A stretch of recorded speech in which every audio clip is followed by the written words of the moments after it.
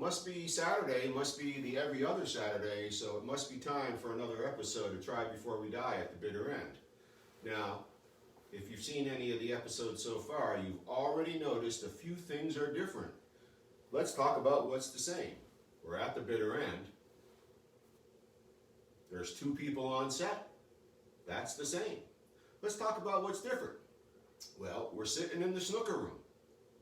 Now, there's been a couple opportunities to see a little piece of the snooker room in the past as I've walked in to get a bottle. But the bar is really undergoing some renovations right now. And so the snooker room was the most ready to go set. And so we've set up filming in the snooker room tonight. And it's not Malcolm. No, not at all. Yeah, my pal Mal's not here, but my friend Ken is here. And so we're gonna learn a little bit about Kenny tonight. But the reason Malcolm's not here is because he's still celebrating Liverpool winning the league championship. So, good job, Mal. Congratulations. I know you've been waiting 30 years. You never walk alone. You too, Flash, by the way. Group member Flash, big Liverpool fan. But Mal, we're happy for you. We're excited. And as soon as you get up off the floor, out of that pile of vomit and whatever else is in there from your celebrations, we expect you back here. Maybe even for a bonus episode next week. We're hoping. But we're flying Liverpool for you, Mal. Okay? Really, though, Mal had something come up. He couldn't be here tonight.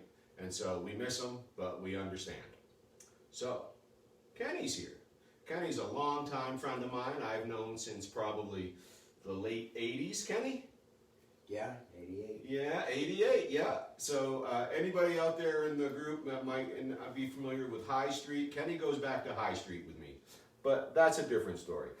Kenny's been a long-term member of the paintball team. Mal and I, I'm the captain, Mal's a co-captain. So was Chris Shanks, he's a co-captain too. But Kenny's been on the team with us for a long time. Kenny, I forget, what was your first paintball name? No Show. No Show. Why would you have a name called No Show, buddy? I would say I'd go to the games and I wouldn't make it. Oh my God, that's the truth. I'd be making the count and who's coming to the game. All right, we got Malcolm, Chris, Kevin, and Lemonade. We got all the guys, right, Kenny? And then we get to the game. Where's Kenny? No show. Exactly. Yeah. It's a tough crowd. There's a little talk about how you get your paintball name in an earlier video. Kenny earned his name for No Show. But Kenny turned the corner and began to show, but you can't have a paintball name that says shows up, right? Right. And I think it was in Florida, Kenny. I was looking through some gear. Yeah. And I was looking through, I think specifically some gloves. And we all would write something on our gloves to identify whose it is. And Kenny's name was No Show. And I'm coming across these gloves and I'm like, Kenny, you got a new name, brother. What was that new name? New name is Jelly. Jelly, that's right. I was like, we were in Florida. I think we were, what was the name of that field? I'm not going to remember it. God, I wish I could remember the name of that field. Old River Paintball, right? Yes. Yeah. And I said, Kenny, you got a new name. It's Jelly. Now, why would I say that? Oh, maybe because of my initials. Because my initials are K-Y. It's a rough crowd on the paintball team. Yeah. It's a rough crowd. And so, because that was the initials on the gloves I was looking, as I was looking for mine, I found KY on Kenny's gloves. And I was like, we're going to call you Jelly from now on. Yeah. And that really stuck. And your name to this day is Jelly. Yep. Yep, for sure. Hasn't changed. So, a few weeks ago, did a random bottle, pulled out a bottle of Cardhu, was the bottle that random.org pulled out for us. And Kenny, you posted up on the internet, on the Facebook thread. Yeah. Your favorite. It is.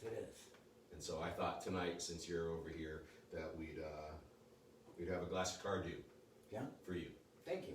Yeah. So while I'm pouring, anything you want to say about a Cardhu? I like it because it's a nice, smooth, easy, nice sipping Scotch. It is a good, easy, you know, I feel like I could even go with creamy, buttery. It's a really just easy drinking whiskey. So right there, bud. Yep. And no, that's the ice. Yeah. Oh, going right to the ice, Kenny. Doesn't even waste around with it neat. That's all right. It's on him. Gotta get a couple in. Yeah, all right. So, the Cardhu, Kenny. Yeah. So we'll do our official toast later on, but I'm just glad you could make it over tonight. Thank you. Thank you It's so good much. to have you in the bar.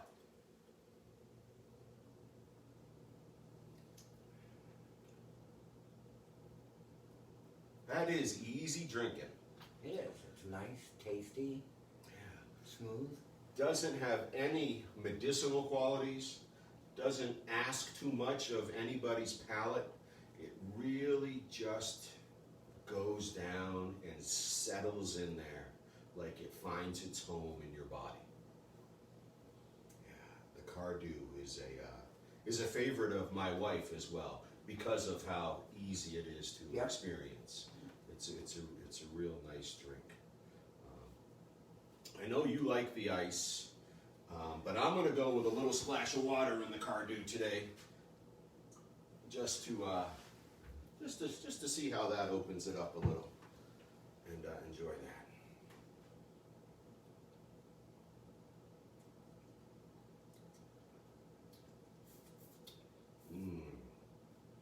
Very tasty. It really is. Of course, you're getting water as well as your ice melts. Right. And the temperature cools off because it's ice, right? Yep. And so it probably is becoming very mellow in your glass. It did. I only put 2 little glass ice cubes, Yep. and now they're almost gone. And yeah, there's a big taste from my first drink then to now. Yeah, because that the warm room temperature whiskey is going to melt that ice very quickly. Yes. And dissipate that real there.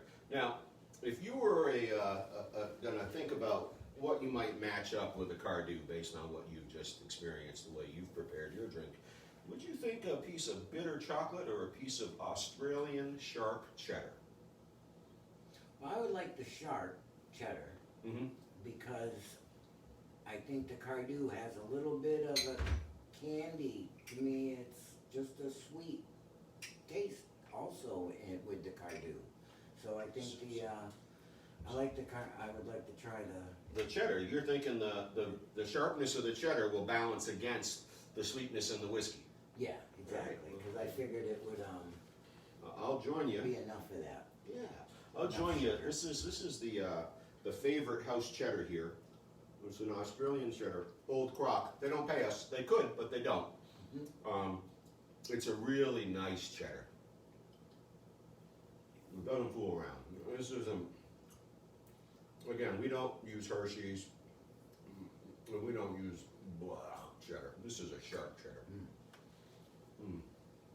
I'll be curious to see how you think that pairs up against a Swaller or whiskey.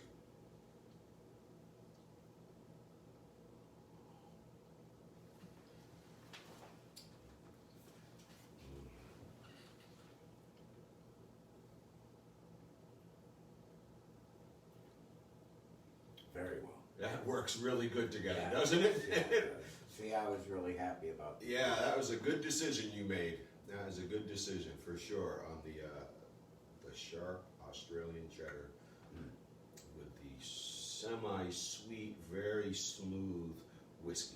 Yeah. Yeah, excellent job.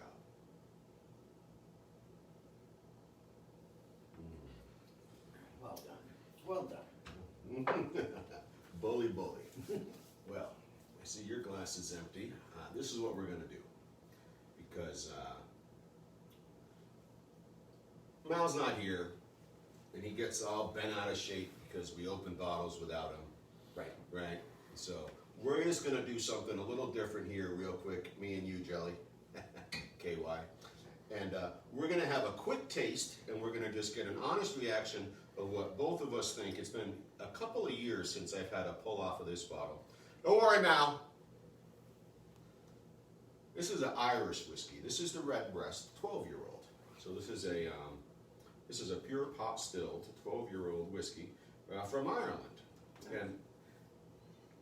And Irish whiskeys used to be advertised, you know, Scotch without the smoke. Because back in the day, most Scotch whiskeys were associated with very peaty flavors, very smoky flavors. And a lot of Irish whiskeys would advertise themselves as the uniqueness as a Scotch without the smoke. But that's not where we're at anymore. And so Redbreast has sort of become a name that is well known in the Irish drinking circles. And so Kenny, if you're up for it, why don't we just take a quick taste of some Irish whiskey? Sure. All right. This is a pretty full bottle, so we should get a pop. Yeah. Nice. All right, so I'll just pour over here.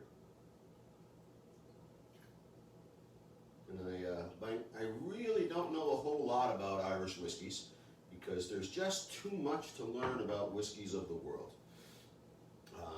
Was in Ireland a couple years ago and drank some whiskey called the Writer's Tears. That was very excellent. I brought home some. It's all gone because it was really good. But I don't really even know where to begin with this, so why don't we just see what it tastes like? Okay. All right.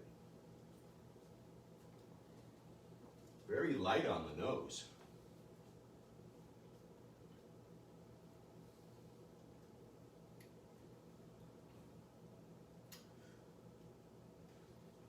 So it does not come across as a Scotch. No. No, I can feel that there's a fire, a taste of a fire in there. Mm-hmm. It's not burning hot. No, and it's not woody. Yep, good, good. Definitely not woody.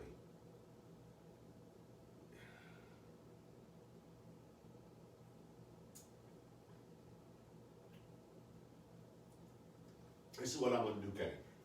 I'm going to take a look at the label and see what it says about it. Okay. I don't want to say it's bland. No. I'm trying to find, oh, it's really warming up now around the inside of my lips. Let's see what it says. Oh my gosh. Still don't need glasses, everybody. Unique among whiskeys, Redbreast is a single, unblended, pure pot still Irish whiskey. Blah, blah, blah, blah, blah.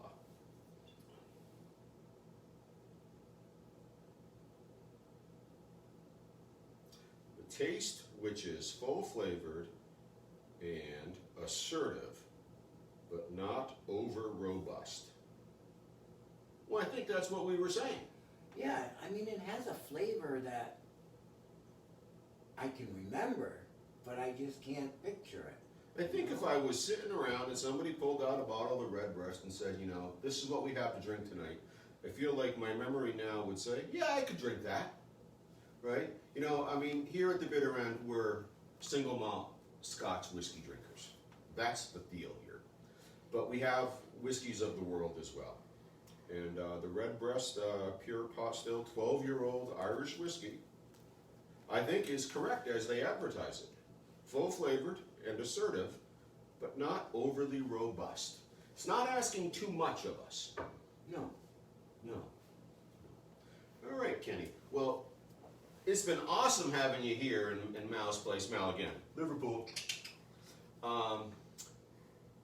If I remember correctly, and I've known you a long time, you're German in heritage. Yeah. And so we tend to end the shows with a foreign language cheers. Yeah. And so we've done this one already, but I think in German, do you know the cheers in German? Prost. Prost. All right, so Prost. Prost. Everybody.